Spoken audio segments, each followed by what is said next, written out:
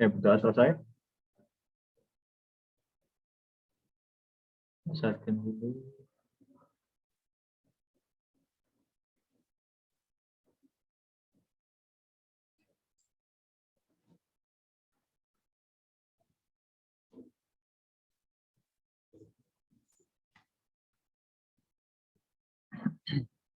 Oke, di sini kita akan belajar mengenai gaya gerak listrik induksi atau GGL induksi. Nah, ini dari Kemal sama Bintang, apakah ada yang sudah masuk di materi ini atau sudah terlewat malah? Baru masuk. Baru masuk ya, baru masuk ya. Paling kemarin kayaknya itu Bintang bilang kalau udah masuk di rangkaian bolak-balik, harus bolak-balik. Masih di listrik. Oh, masih di gaya gerak listrik ya? Oke, masih di GGL ya, GGL induksi. Oke, malah bagus ya, karena ternyata belum terlewat, baru masuk. Jadi nanti bisa menambah itu, memperdalam ilmunya mengenai materi ini. Oke, di sini ada gaya gerak listrik induksi. Di sini ada kata gaya ya, gaya. Berarti kita nanti tidak akan jauh mengenai sebuah besaran yang namanya besaran vektor ya, besaran vektor. Kita tahu bahwa besaran vektor pasti memiliki nilai. Selain nilai juga memiliki arah. Jadi nanti di sini kita akan belajar tidak terlepas dari penentuan arah juga. Nah, di sini ada namanya gerak listrik juga. Jadi nanti akan banyak kita menjumpai mengenai kelistrikan. Jadi seperti itu. Lanjut. Nah, sebelum kita masuk ke materinya, GGL induksi ya. GGL induksi. GGL induksi itu singkatan ya. GGL dari gaya gerak listrik. Gaya gerak listrik induksi. Nah, gaya gerak listrik induksi itu apa? Gaya gerak listrik induksi itu merupakan beda potensial. Beda potensial. Beda potensial ini apa? Beda potensial ini kita bisa tuliskan simbolnya itu berupa E atau V ya. Kalau dalam rangkaian arus, rangkaian listrik di hukum Ohm seperti itu kita menggunakan beda potensial itu menggunakan V. Tapi di sini beda potensial yang akan kita gunakan itu E ya. Karena aslinya sama aja, tapi kita nanti akan menggunakan simbol yang E ini. Nah, E ini itu akan timbul pada ujung-ujung kumparan karena pengaruh dari induksi elektromagnetik. Induksi elektromagnetik ini bisa karena flux ya, flux magnet. Flux magnet. Jadi nanti kita akan sering kali ya, sering banget. Nanti kita menjumpai namanya flux magnet. Flux magnet di bab GGL induksi ini nanti kita akan sering menjumpai namanya flux magnet. Nah, flux magnet itu apa? Flux magnet ini itu ya, informasi sedikit. Flux magnet itu merupakan sebuah arah gaya, jumlah dari arah gaya yang menembus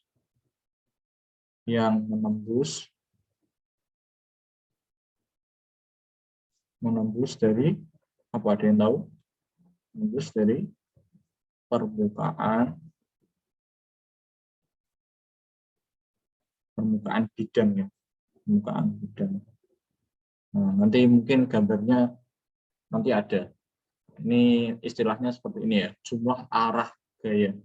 Jadi ada garis-garis ini yang banyak ya, yang menembus suatu permukaan.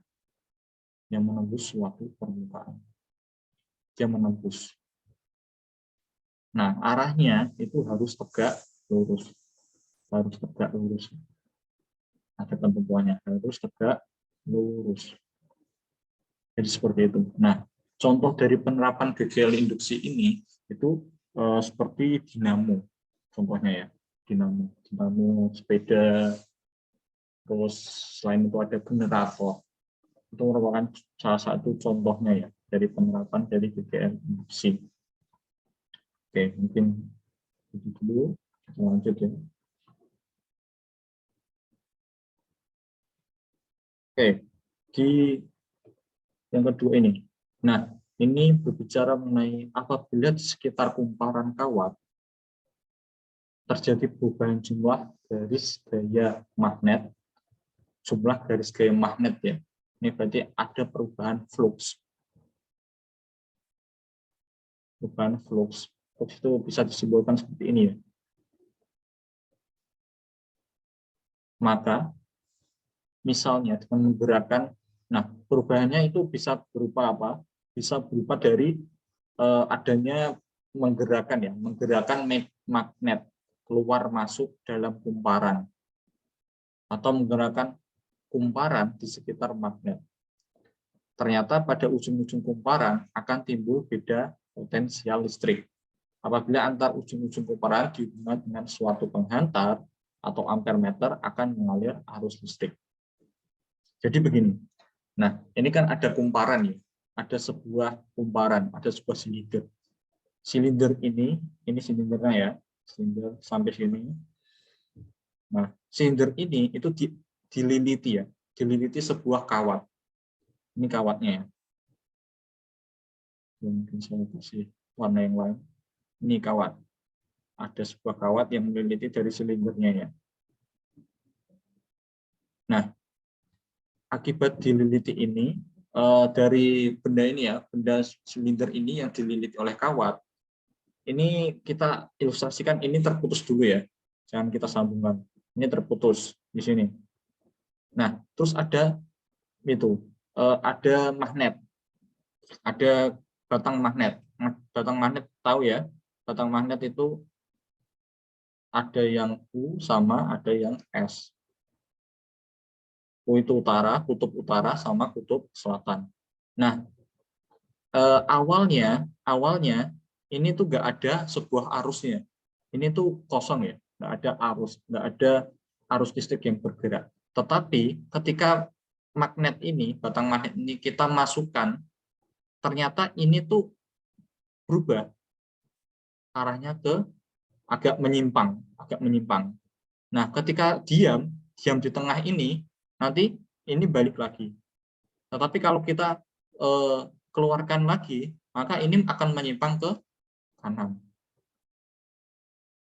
Jadi seperti itu. Nanti balik lagi ke posisi semula ini. Posisi semula. Nah, ketika kita memasukkan terus mengeluarkan secara cepat, maka ini akan ke kiri ke kanan seperti itu. Nah, karena apa? Dari itu ya, fenomena ini itu menandakan bahwa dalam kumparan ini itu akan timbul sebuah arus listrik. Arus listrik ini yang menyebabkan terjadinya perubahan flux. Nah, kalau terjadi perubahan flux, maka di ujung-ujung sini itu nanti akan timbul beda potensial. Beda potensialnya itu berarti apa? Akan timbul E ya. Akan timbul E. Nah, dari E ini kalau kita mau sambungkan dengan sebuah penghantar atau kawat, ini kita sambungkan, maka akan timbul arus listrik. Akan timbul sebuah arus listrik. Nah, inilah itu ya fenomenanya ya. Fenomena sistem kerjanya itu dari mana kok bisa timbul GGL induksi. Jadi seperti itu. Oke, dari sini ada yang mau tanyakan? Gimana, Kemal? Bintang? Insyaallah jelas. Jelas ya. Kalau di sekolahnya di materi ini sudah masuk atau baru pertama atau sudah masuk? Wah, lumayan lama. Babnya udah bahas jauh. Baru disuruh ngerangkum. Kalau Bintang?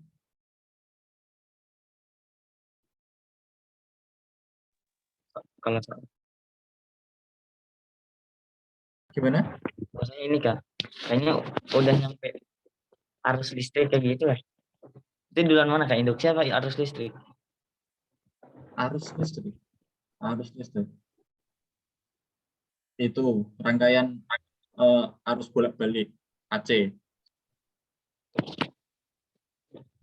Ya, Iya. karena itu ya, yang saya lihat di setelah bab ini, setelah materi ini, itu ada namanya rangkaian arus bolak-balik atau AC ya. Arus bolak-balik. Mungkin kemarin juga Bintang katanya udah sampai situ juga ya. Berarti bab ini berarti kan udah terlewat kan? Udah terlewat ya. Jadi bisa mereview materi-materinya ya. Sama harusnya udah bisa juga kan, udah kenal sama istilah-istilah seperti ini. Jadi nanti bisa ikut jawab, ikut bantu jawab lah seperti itu, atau mau menjelaskan juga kalau mau ya. Oke. Ya, jadi seperti itu ya. Ini untuk ilustrasinya tadi ya.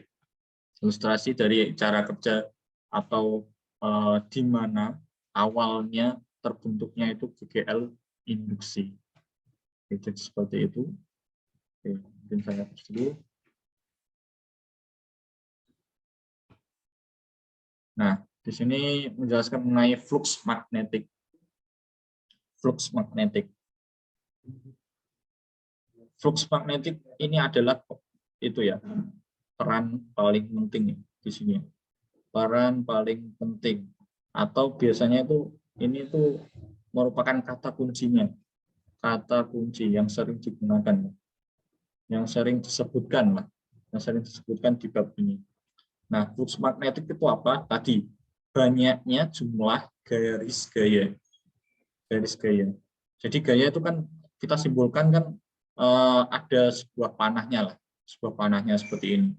Nah, panah-panah ini ketika banyak terus menembus suatu bidang atau permukaan, ini yang dinamakan flux magnetik.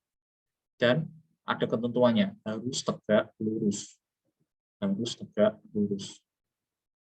Kemudian ini ya, penemu dari flux magnetik itu namanya Michael Faraday. Michael Faraday. Nah, dia itu menggambarkan ya bahwa medan magnet ini garis-garisnya itu berupa medan magnet ya. Berupa medan magnet. Medan magnet yang digambarkan medan magnetnya itulah yang menggunakan garis-garis gayanya ya. Nah, terus dia menggambarkan juga kalau daerah yang memiliki kuat medan yang homogen itu seragam atau sama. Seragam atau sama, itu arahnya itu sama, yaitu ke kanan semua, horizontal semua, atau sejajar kalau homogen. Nah, kalau heterogen, kalau beda ya, berarti nanti arahnya itu enggak beraturan. Ada yang lurus, ada yang miring, seperti itu menembusnya. Oke, jadi seperti itu. Nah, terus di sini ada apa ya? Industri magnetik menyatakan kerapatan garis gaya magnet. Oke, mungkin sekedar informasi. Oke, jadi seperti itu ya, flux magnetik. Flux magnetik. Nah, terus simbolnya itu bagaimana? Simbolnya seperti tadi ya, seperti ini. Nah, terus ada yang tahu satuannya apa? Flux magnetik itu. Satuannya apa? Tahu nggak? Flux magnetik satuannya apa?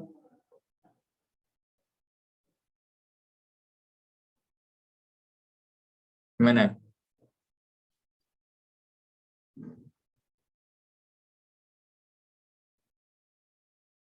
Bintang? Harusnya tahu ya, karena sudah kelewat ya bab ini ya. Weber per M2. Weber. Ya, betul, Weber. Satuannya Weber atau disingkat WB ya. WB. Oke, jadi seperti itu ya. Oke, di sini sudah tahu. Kita mungkin lanjut aja ya.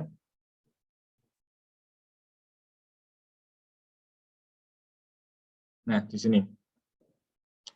Di sini ilustrasi ya, gambarnya tadi. Ada sebuah bidang di sini. Sebuah permukaan bidang. permukaan bidang ini itu ditembus ya, ditembus oleh ini gaya medan magnet, ditembus oleh medan magnet atau induksi magnet. Di sini medan magnet disebutkan sebagai induksi magnet, medan magnet. Nah, kita tahu bahwa medan magnet itu besaran vektor, jadi memiliki arah. Arahnya itu dia menembus ya, menembus dari permukaan bidang ini. Nah, inilah yang disebut sebagai flux magnetik. Ini ternyata arahnya itu sejajar ya, sejajar atau tegak lurus. Nah, kalau arahnya tidak tegak lurus atau arahnya itu menyimpang, membentuk sebuah sudut, itu seperti ini contohnya. Contohnya seperti ini. Ini kan arahnya ke sana ya, sedangkan B-nya atau medan magnetnya atau induksi magnetiknya itu arahnya ke kanan. Sedangkan bidangnya ini itu kita simbolkan sebagai N ya. Sebagai N. N ini N vektor ya, N vektor. N vektor ini ternyata arahnya ke ini agak ke kiri gitu, seperti ini ya. Oke, jadi ternyata ini membentuk sebuah sudut theta. Nah, jadi rumusnya itu pun berbeda. Rumus flux itu sama dengan B kali A. Sedangkan flux yang membentuk sebuah sudut, nanti hasilnya B kali A cos theta. Ada cosnya ya. Cos theta. Nah, kalau ini itu ketika posisi sejajar. Kalau sejajar berarti N sama B-nya itu kan sejajar ya, atau searah. Jadi seperti contohnya seperti ini. Ini N-nya itu kan selalu tegak lurus ya dengan bidangnya. Nah, kalau menembusnya itu tegak lurus juga, di sini ada B yang menembus sini. Nah, maka sudut yang dibentuk itu pastikan 0 kan. Pastikan 0. Sedangkan kalau cos 0, cos 0 itu nilainya berapa? 1 ya. Ya, betul, 1. Nah, jadi kita menuliskannya, rumusnya itu tinggal flux sama dengan B dikali dengan A. Vektor B kali dengan vektor A. Dan ini ketika membentuk sebuah sudut ya. Oke, jadi seperti itu. Nah, ini untuk ketentuannya ya. Ini simbol dari flux magnetik. Satuannya WB atau Weber. Sedangkan di sini ada B. B itu induksi magnet atau medan magnet ya, sama aja, medan magnet. Satuannya itu Tesla, satuannya Tesla ya, atau Weber per meter kuadrat. Kemudian ada A itu luas permukaan bidang, satuannya M kuadrat. Kemudian ada lagi sudut yang dibentuk antara B dengan garis normal. Nah, garis normal inilah yang disebut dengan N ya. N tadi ini N, garis normal. Jadi sudut itu dibentuk oleh B sama N-nya. Ini membentuk sudut berapa? Jadi seperti itu ya. Ini membentuk sudut berapa? Oke, dari sini ada yang mau tanyakan sebelum kita beralih lagi ya? Atau mau ditulis? Bintang ini sedang nulis ya? Oke, boleh ditulis dulu. Oke, sambil nulis ya. Saya coba cari.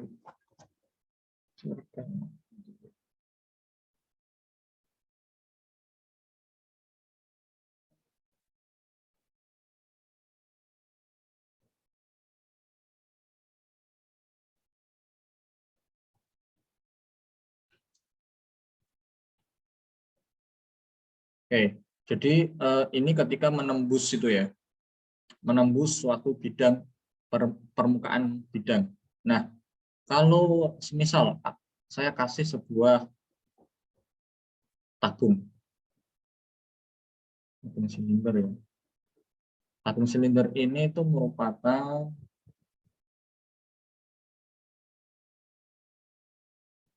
di sini saya kasih kumparan. Saya kasih kawat.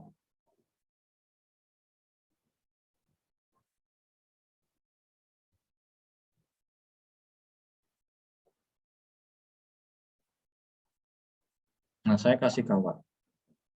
Nah, terus di sini, ini saya ilustrasikan tadi ya, seperti yang tadi. Nah, kalau di sini kita kan tahu ya, ada N. N itu arahnya itu selalu tegak lurus dengan luas permukaannya. Nah, kalau kita misal, kita kasih sebuah, ternyata ada sebuah medan magnet ya, atau induksi magnet dari luar, yang masuk ke dalam kumparan ini. Yang masuk ke dalam kumparan ini. Arahnya ke kanan. Arahnya ke kanan. Nah, ternyata yang menembus itu mana? Yang menembus ini kan, di permukaan ini, sama yang ini, yang satunya. Yang sini sama yang sini. Nah, sedangkan N itu arahnya ke kiri, karena tegak lurus ya, sama ke kanan. Ini kan sama-sama membentuk sudut kanan sejajar ya. Berarti sama-sama di kiri dan di kanan itu membentuk sudut 0 derajat. Oke, jadi dalam soleoide itu ketika itu arahnya atau masa apa ya, keadaan awalnya itu selalu nilainya tuh nggak ada sudutnya atau tetap rumusnya ya sesuai rumus, yaitu flux sama dengan B kali A. Oke, jadi nilainya masih tetap flux sama dengan B kali A. Karena ketika keadaan awalnya seperti ini, ada B yang masuk sejajar, itu nilainya itu akan tetap sama karena tidak ada perbedaan sudut atau dipisah oleh sudut seperti itu. Oke, gimana? Kita sudah selesai mencatatnya? Sudah. Oke, kita lanjut ya. Kita lanjut.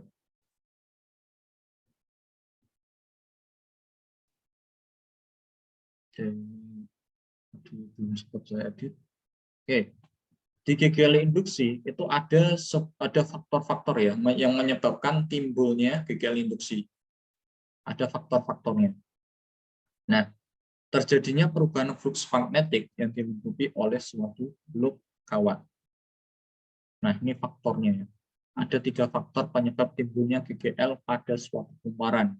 Yang pertama, itu adanya perubahan luas bidang kumparan. Jadi kalau A-nya itu berubah, maka fluxnya itu berubah juga. Terus yang kedua, adanya sudut kumparan theta ini terhadap medan. Jadi kalau medannya ini sudutnya itu berubah, maka fluxnya juga berubah. Terus ada lagi perubahan induksi magnetik. Perubahan induksi magnetik itu apa berarti? B ya. B-nya ketika berubah, itu fluxnya itu juga berubah. Jadi ada tiga yang menentukan timbulnya GGL induksi.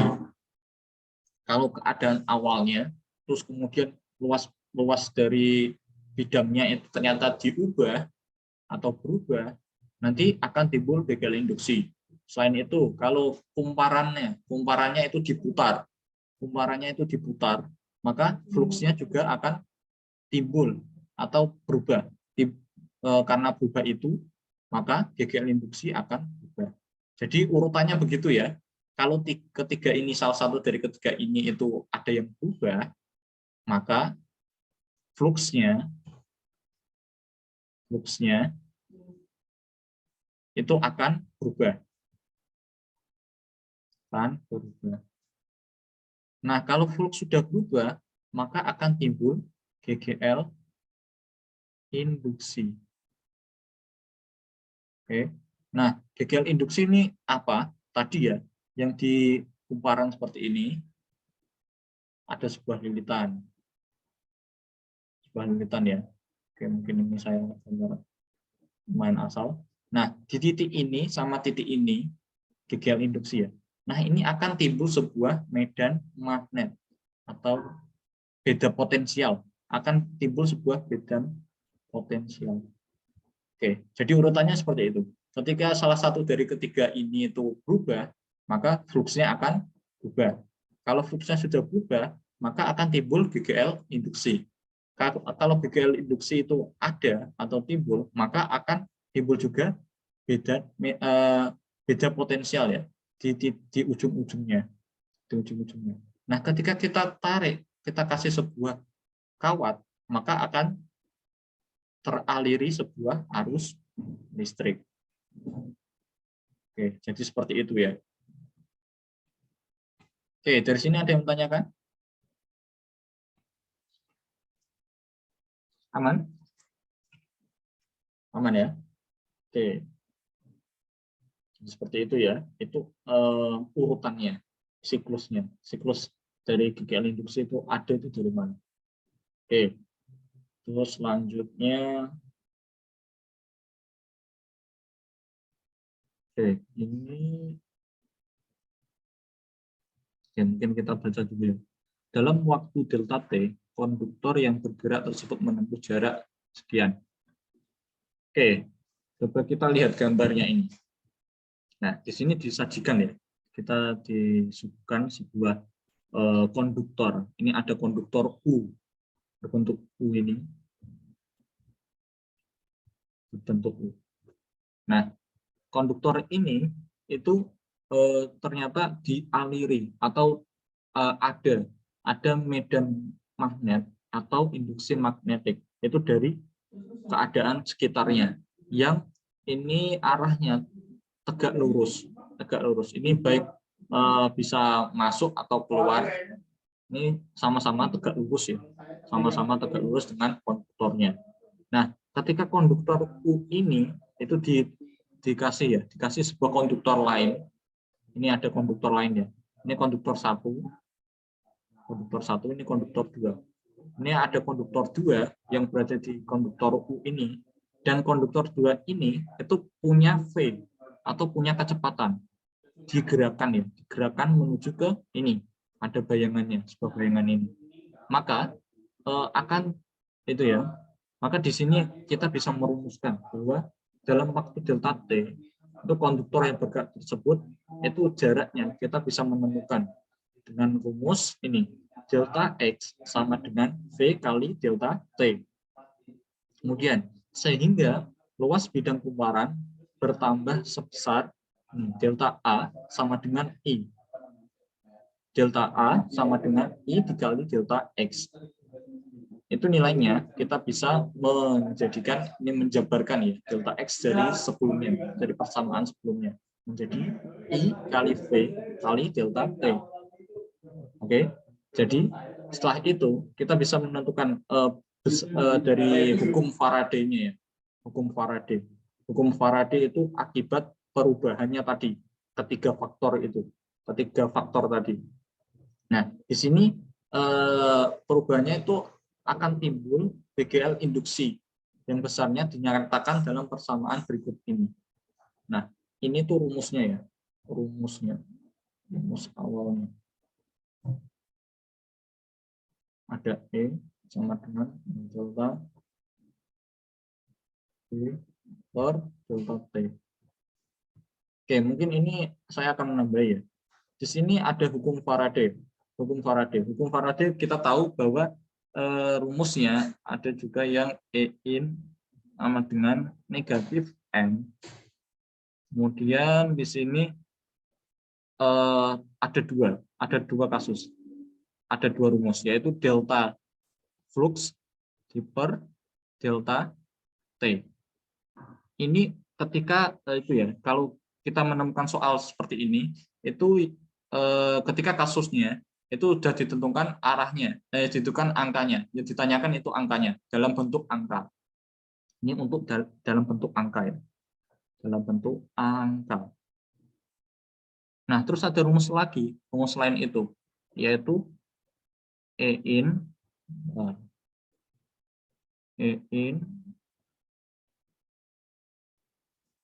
sama dengan negatif N dikali D flux per dt. Nah, ini D flux per dt. Ini ketika itu ya, ketika di soalnya itu dalam bentuk fungsi ya, fungsi dalam bentuk fungsi. ketika yang disajikan itu dalam bentuk fungsi terhadap waktu ya. Kalau yang di atas ini itu terhadap angka terhadap waktu. Maka kalau semisal ya di dalam soalnya itu seperti ini. Kalau di pertama ini disebutkan ada flux awal nilainya sekian seperti itu. Terus ini flux akhir, flux awalnya berarti 1. Flux awal sekian. Kemudian ketika akhirnya, ketika setelah mengalami perubahan akibat adanya faktor-faktor tiga faktor tersebut yang menjadikan flux itu berubah, maka flux akhirnya itu nilainya sekian seperti itu. Nah, ini kita bisa menggunakan delta flux. Yaitu delta flux itu apa? Delta flux itu flux 2 dikurangi flux 1. Ini dalam waktu tertentu, dalam terhadap waktu ya. Jadi ketika perubahannya sebesar flux 2 ini, itu waktunya ketika berapa? T2 ya berarti ya. Terus dikurangi ketika flux awalnya. Flux awalnya itu berarti waktunya itu T1. Nah, ini kita tinggal membuat persamaannya ya. Kita buat segini. Saya potong dulu ya. Negatif N dengan E in. Maka penjabarannya menjadi seperti ini. Oke. Nah, beda lagi kalau mengenai fungsi. Kalau fungsi, kita harus tahu cara menurunkan ya. Cara menurunkan. Di sini ada yang sudah tahu cara turunan atau diferensial ya. Diferensial. Masih ingat belum? Saya kasih contoh ya. Contoh soalnya. Oke, di sini ada flux nilainya itu saya kasih berapa ya? 2T kuadrat ditambah 3T ditambah 5. Nah, kalau diturunkan ini nilainya berapa? Jadi D flux per dt. Ini nanti nilainya jadinya berapa? Ada yang bisa jawab? Gimana, Kemal? Tahu nggak? Kita satu-satu ya. Kalau kasusnya penjumlahan seperti ini, kita menghitungnya satu-satu. Jadi kita coba awal dari sini dulu. 2T kuadrat. 2T kuadrat kita diferensialkan atau kita turunkan menjadi berapa? 4. 4. Betul. 4 apa? 4T. Betul. 4T ya. Terus di sini ditambah 3T. Benar, 3T. Iya. Ada T-nya enggak?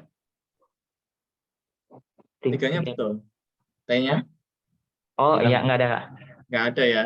Ya, terus di sini 5 karena enggak ada T ya. Ini karena T-nya itu 0. Berarti nanti kalau kita diminuskan, berarti nanti akan habis ya. Akan habis. Kita bagi dengan T.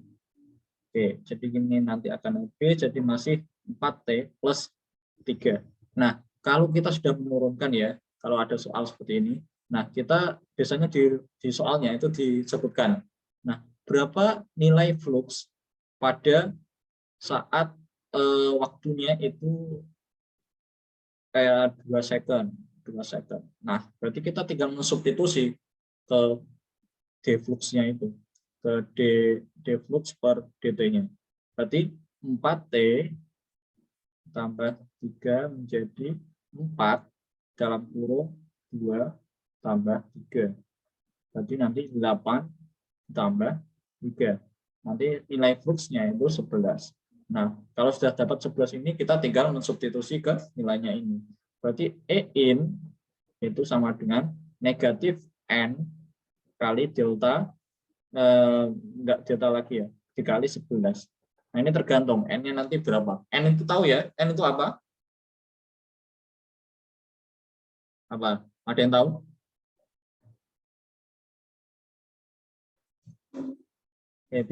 Bintang baru lihat catatannya ini. Kemal gimana? Punya catatan enggak?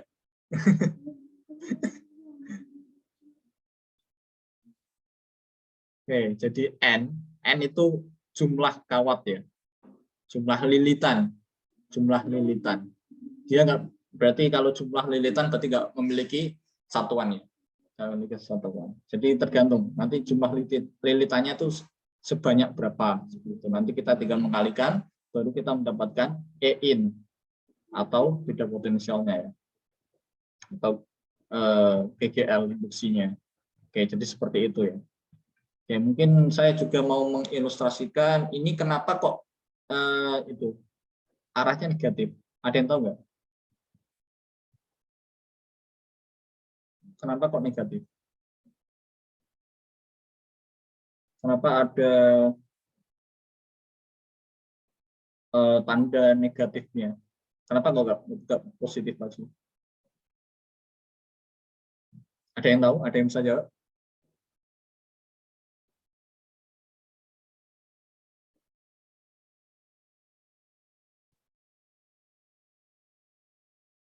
Oke, ini nanti masuknya itu ya ke ilustrasi tadi. Ilustrasi dari silinder tadi. Dan mungkin saya cari yang agak mana ya? Saya sebelumnya. Oke, saya buat sini. Ada sebuah silinder ini.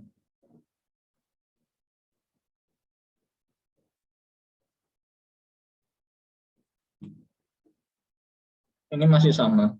Ini soleonida ya, soleonida. Nama silinder yang dililiti oleh kawat yang terpotong ini ya. Itu berarti namanya soleonida.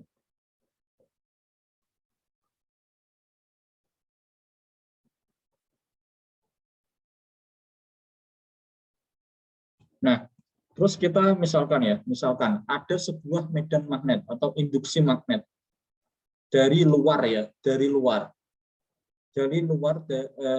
soleonida ini. Arahnya itu ke kanan. Masuk ya berarti ya, menembus ke soleonida ini. Arahnya ke kanan. Kita bisa menuliskan B utamanya lah.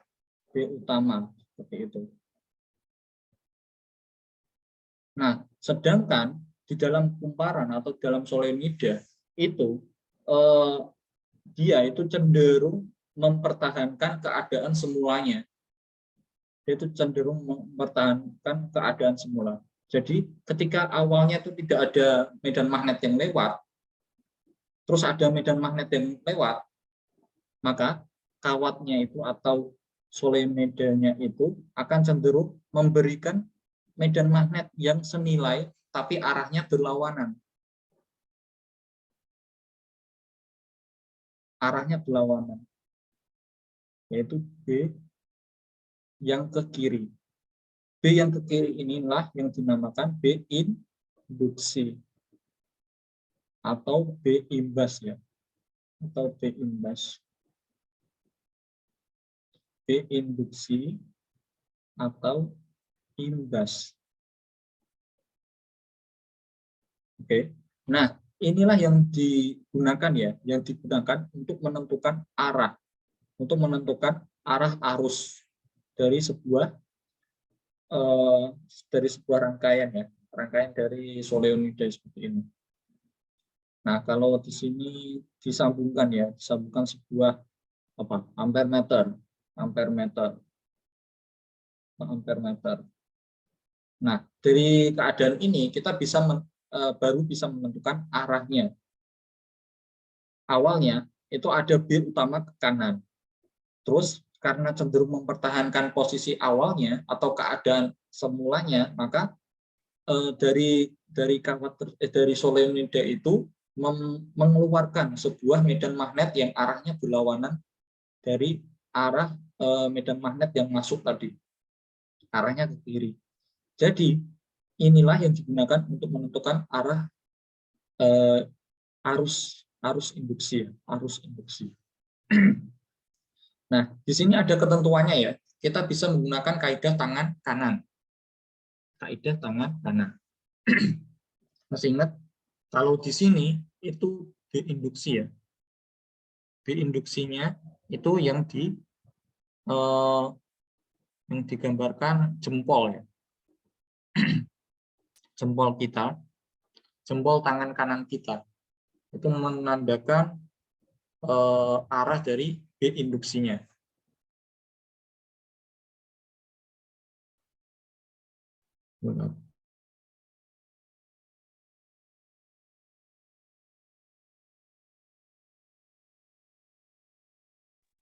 Oke, kita lanjut ya. Nah, terus 4 jari kita ya, 4 jari yang memutar kita itu menentukan 4 jari ya, itu menentukan arah arusnya. Arah arusnya. Oke. Nah, berarti kita lihat arah arus ya, 4 jari. 4 jari putar. 4 jari putar.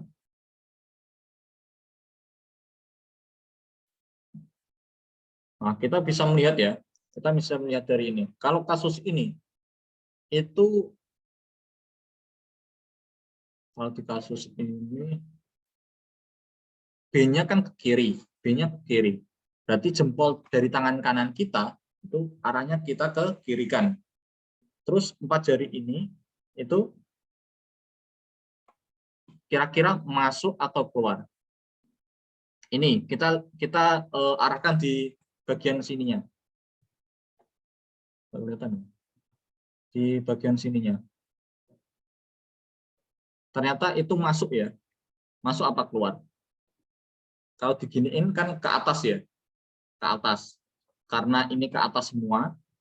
Ke atas, ini ke atas, ini ke atas, ini ke atas. Berarti nanti kita sambungkan. Ini ke atas. Waktu ke sini tuh ternyata ke bawah. Ke bawah, ini ke bawah. Oke. Karena bawah ini berarti ke kanan.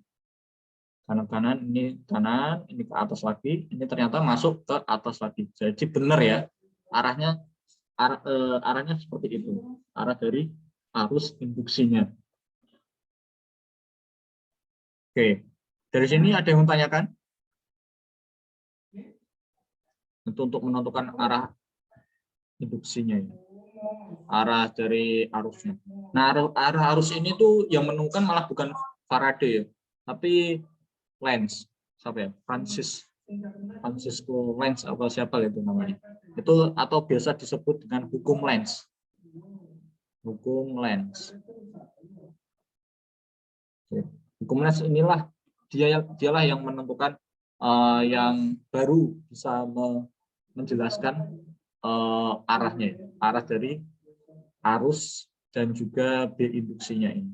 Sebelumnya Faraday cuma bisa menentukan nilainya ya, bisa menentukan nilai dari flux dan juga GGL induksinya. Tetapi kalau arahnya baru ditemukan oleh Lenz.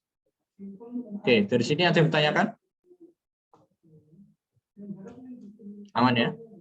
Oke, aman. Kita lanjut ya.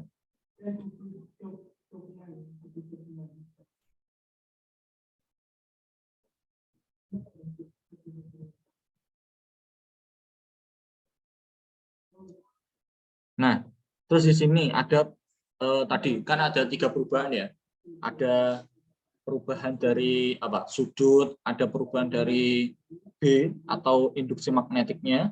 Terus yang satu lagi perubahan dari A-nya ya, dari A-nya. A, B sama theta. Inilah ketika ini berubah, maka fluxnya akan berubah juga, mengalami perubahan juga. Nah, di sini kita akan bahas ketika tetanya atau sudutnya itu mengalami perubahan. Nah, saya bisa mencontohkan, mungkin saya bisa menunjukkan. Gambarannya itu seperti ini.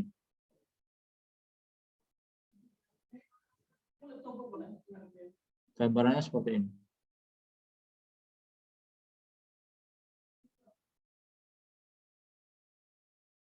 Nah, kalau semisal ya di sini kita kasih sebuah titik-titik yang putus-putus.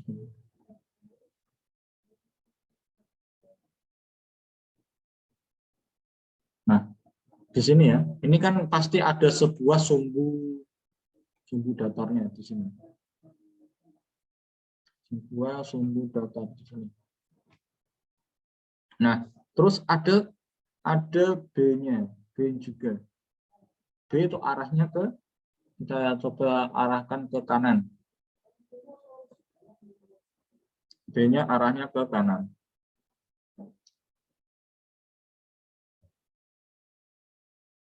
B-nya arahnya ke kanan. Nah, kalau semisal kita putar sumbunya, sedangkan di sini ada, saya tuliskan dulu, di sini ada N. Ada N. Di sini ada N juga.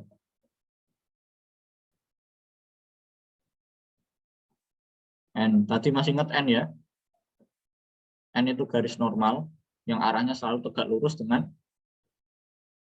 permukaan ya, bidang permukaan. Oke, nah terus kalau semisal saya putar solenoida ini, saya putar arahnya ke sini. Saya mutar gini ya, mutar begini. Ketika saya putar, N-nya ikut terputar kan?